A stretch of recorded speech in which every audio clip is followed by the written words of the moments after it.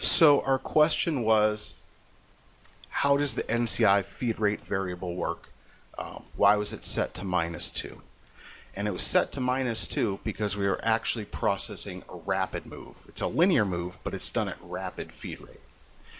When you're looking inside the NCI reference PDF, the table of contents on the left is going to list all of the NCI G-code values, and in front of, or prefixing those NCI G-code values, is going to be an L, an R, an M, or a W. And those stand for the products in Mastercam. M for mill, R for router, L for lathe, W for wire. Some of these will apply to more than one product. If we look at NCI G-code 2, the same formatting will apply for mill, lathe, and router when we're processing a clockwise arc or counterclockwise arc. However, if we're in wire and we're processing a G-code 2, you notice there's actually 15 parameters instead of the 10 parameters that are on the line if we're in the other products. So, always very important to familiarize yourself with the NCI G-codes, what they do, and what are the parameters, and where are those parameter values stored. So, for example, let's stay on arc move clockwise. So this is MLR2, mill, lathe, and router. There's 10 variables that get passed on the clockwise arc line. The way that this is laid out, for each parameter, it's going to list the parameter number, and then there will be a little section of information that's just about that parameter. It tells you what the name of the parameter is, or what it does. So in this case, plane position. Then it tells you which predefined variable that data will be stored in. And in the case of, what do I want to say, like integer values or parameters where there are only a limited set of choices, it will list out what those potential choices could be. So for plane position, which gets stored in plain $, the values could potentially be 0, 1, or 2. It's not going to be -1, it's not going to be 50, it's going to be one of these three values. For cutter compensation, the value gets stored in CC $, and you can see that there's a potential for 5 different values. 0 means the cutter compensation value is modal. In other words, if it was already on, it stays on. If it was already off, it stays off. There's no change. A 40 is cutter comp cancel. And so these codes will be output on the NCI line where the move occurs. So depending on how you've got your entry and exit, your lead in and lead out set up inside Mastercam, it may be on the linear entry move, it may be on the arc entry move, although I wouldn't recommend doing that. It's not a best practice, but it really depends on how you configure the toolpath itself as to where these codes are going to appear. So 41 and 42, left and right, and then 140 is cancel cutter comp in the last move in the contour. And that's a special condition, I guess. So sometimes you may want to flag that and do something with it inside your post. Occasionally,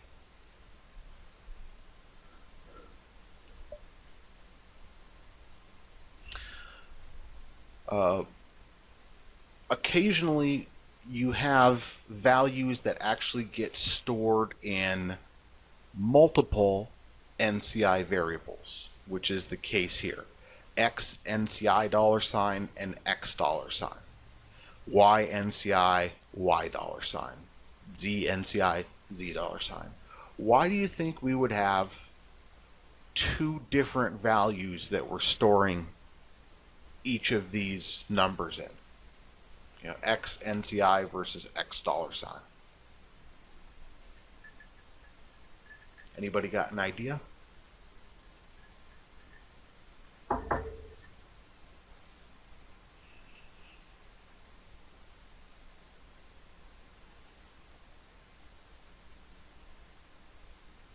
Frank says one for calculations? Question.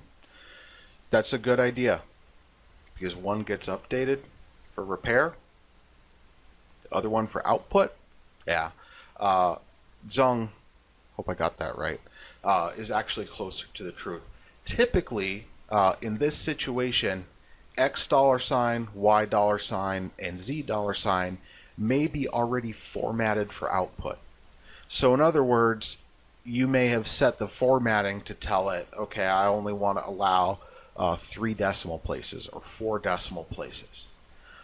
Whereas the X NCI value is going to hold the raw data.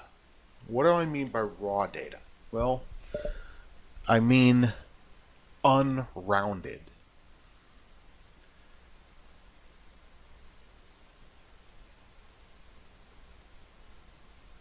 Let's do this.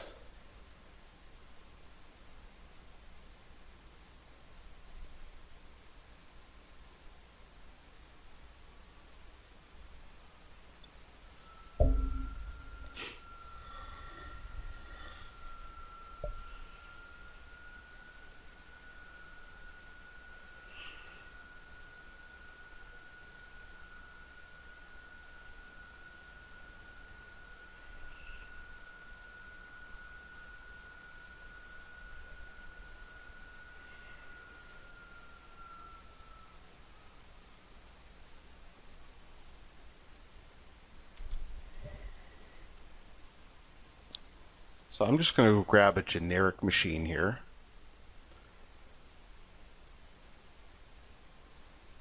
Generic costs 3x mil. And I'm going to post out this single 2D contour.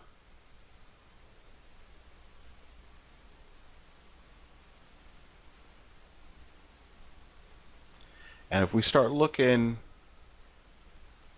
at the top of this code here, let's blow it up a little bit. Here we've got tool 1. We're coming along. This is where we're turning on cutter comp. We're doing an arc move. And if you look at these values,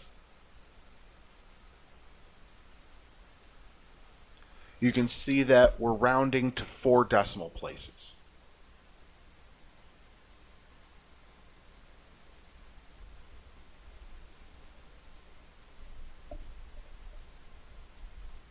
So let's go open up that post.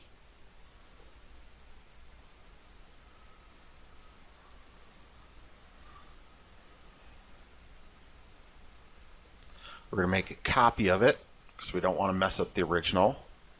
But this is the post we just used. Generic costs 3x mil post. We'll open it with Code Expert.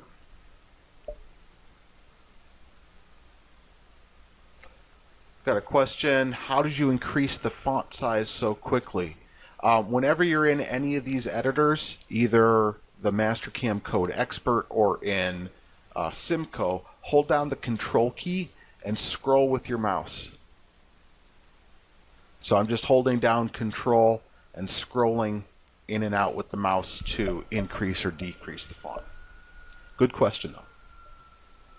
So now what I'm going to do,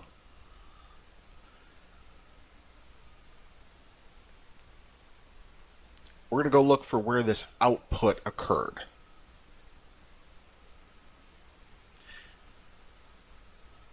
There's only a couple of places in this post where output actually occurs.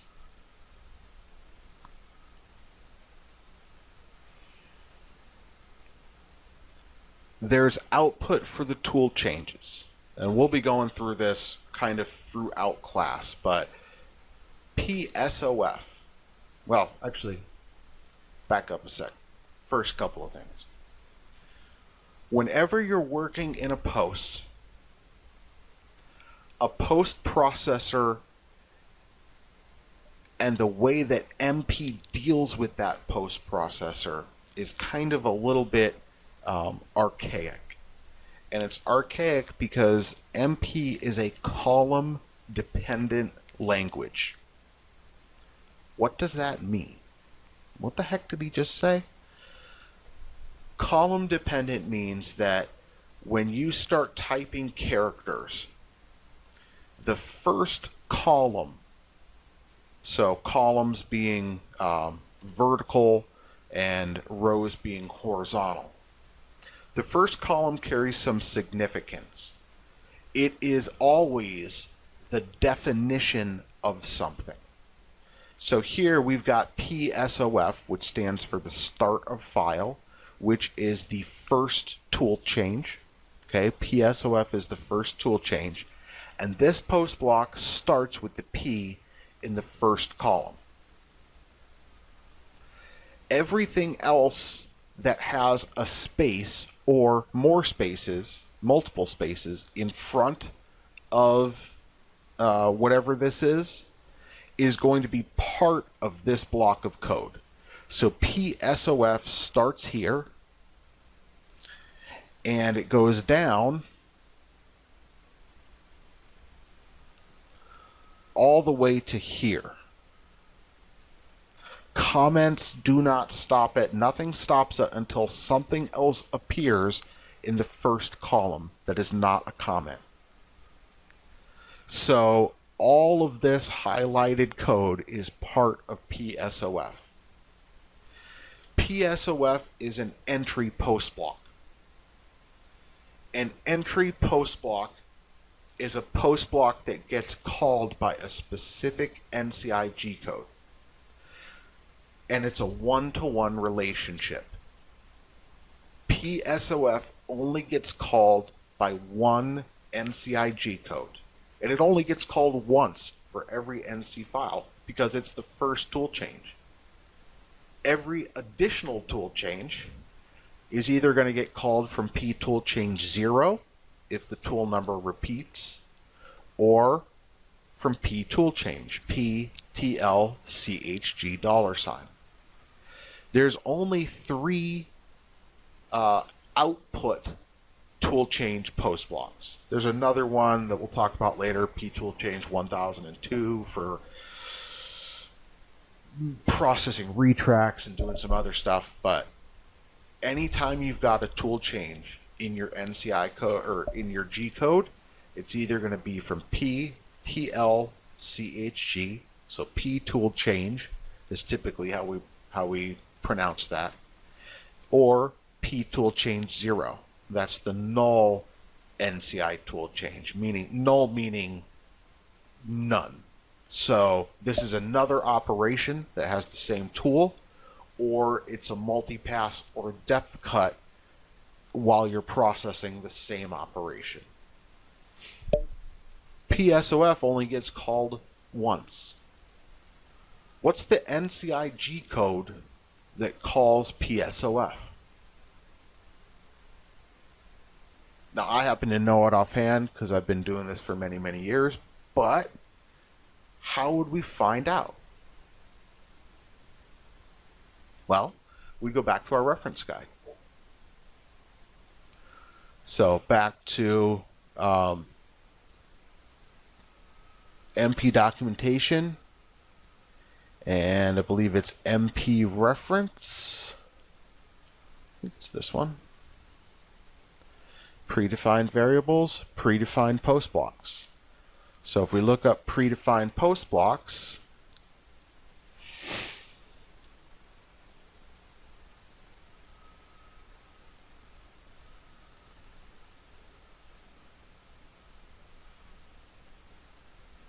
PSOF, post block call for the start of file tool change, used to perform the first tool change and rapid position.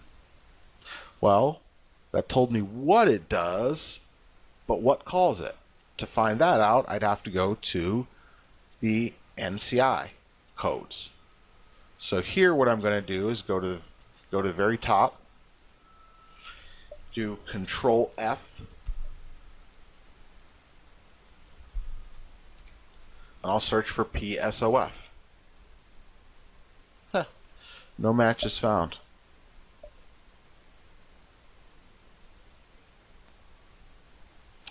Well, if I go through and start reading through here, I would eventually get to find these in here. And you can see here we've got MR1000, which is the null tool change.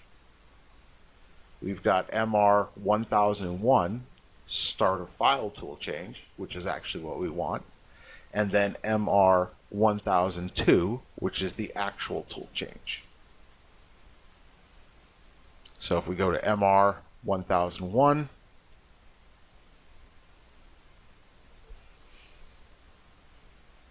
let's expand this just a little bit.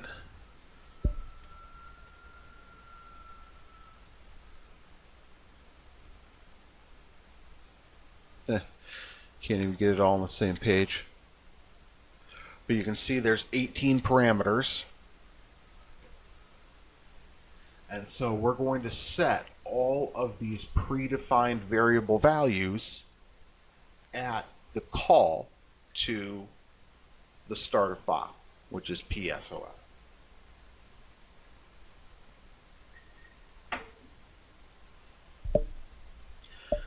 And that means that whenever we're processing the NCI file and turning it into NC code, PSOF is only going to get called one time. It gets called after P header, after the tool list, if you have tool list enabled, and then it comes to the first tool change.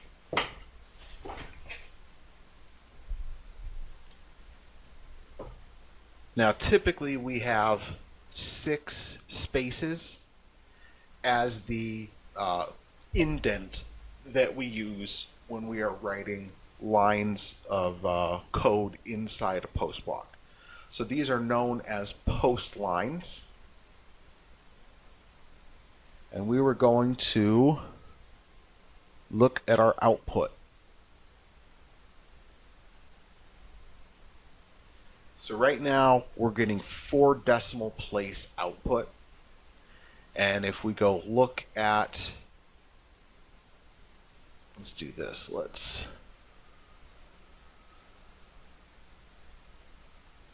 split these side by side.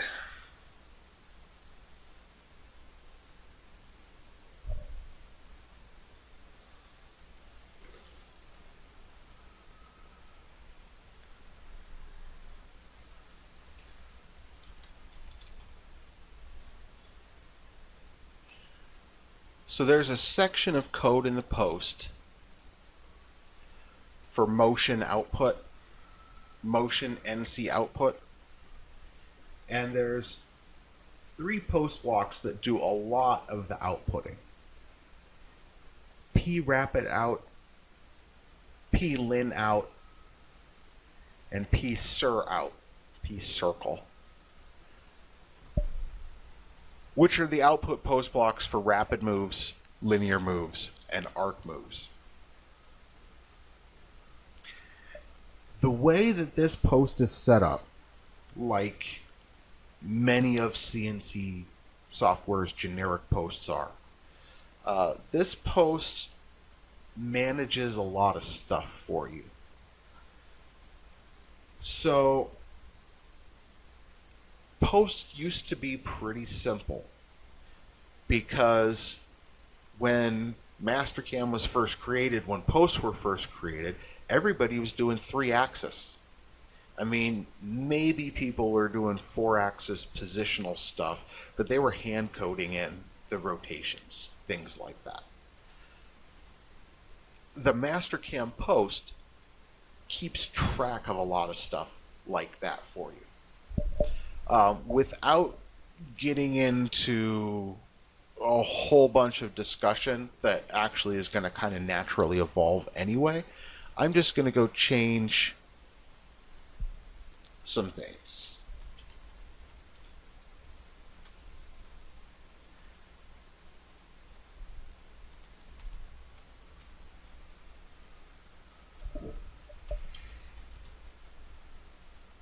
So I'll change these to the raw values.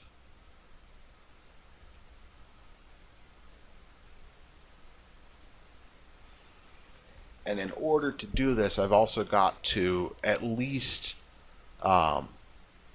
format them so that the output looks kind of similar. So what we'll do,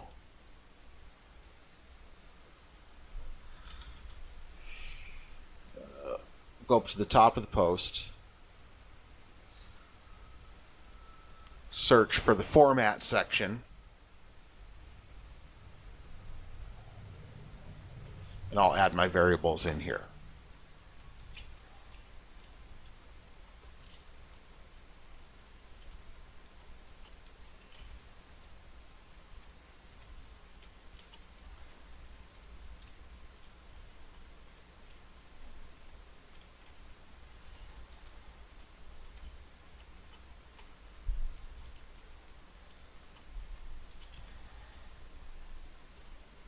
And you know what? Actually, let's do this. We're going to change the format statement number.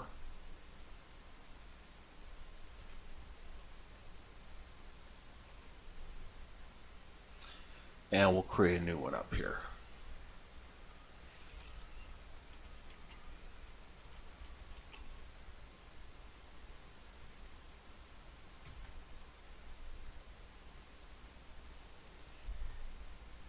Now, we'll talk about all the formatting, all of the format assignment, all the other stuff.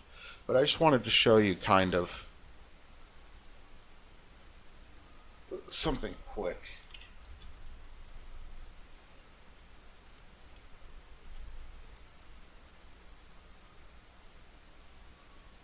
Okay, so X NCI, Y NCI, and Z NCI are used internally for some calculations and comparisons because they contain the raw, unformatted value. So, save that. Go back into Mastercam. Oh, wrong version. Yep. Take the same contour.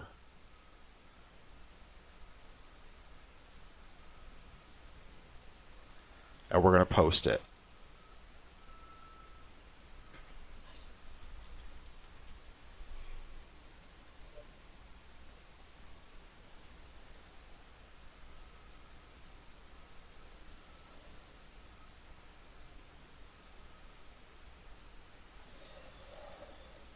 Somewhere around here.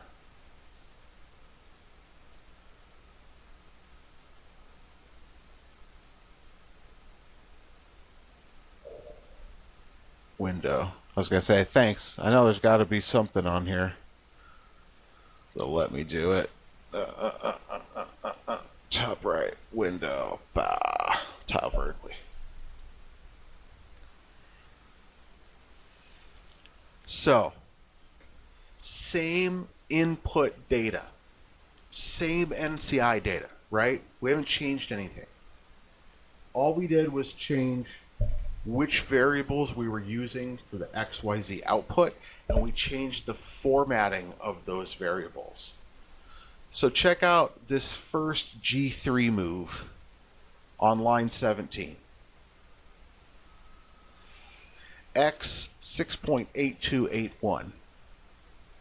When the value in the NCI file was 6.82807865.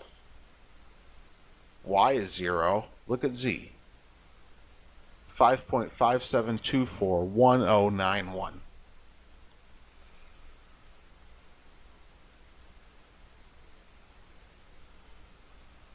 Okay, here's a Y0 when at 8 decimal places. 8 decimal places shows us there's actually a little remainder in there. I mean, it's a tiny number. Gets rounded down to 0, but there is some little bit of value there. And we would see the same thing if we went and replaced some of the variables, but we don't even have to replace the variables.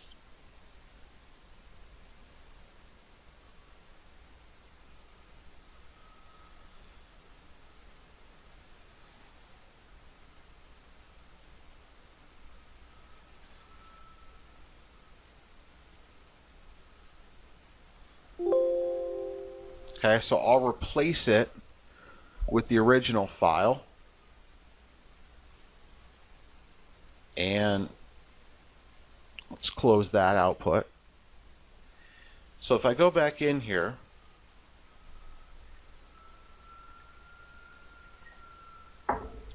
we're going to get to covering in detail all of the formatting stuff, but I'll just show you something quick because it may be interesting.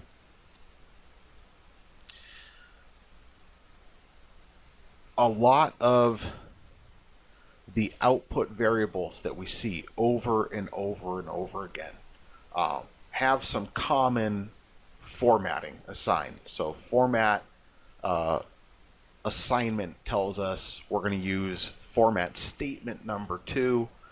We're going to use format statement number 2. This one uses format statement number 3.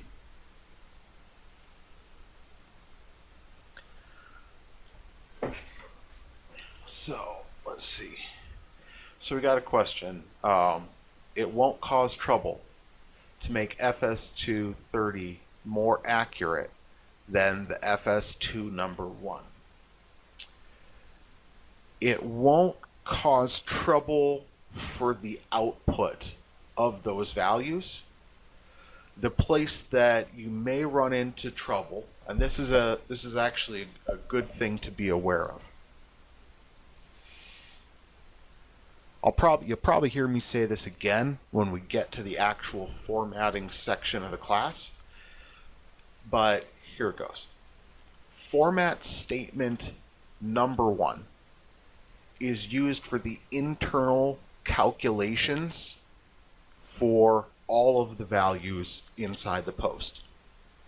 And it is also used as a default for any variable that is initialized but not formatted. And you can see that right now the values, the way these work, without going into too much detail, because again, we've got a whole section of class on this.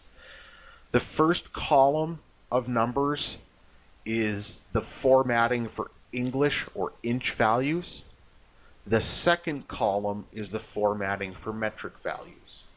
So, would it affect things if those, if the NCI values were used in calculation somewhere? It certainly could.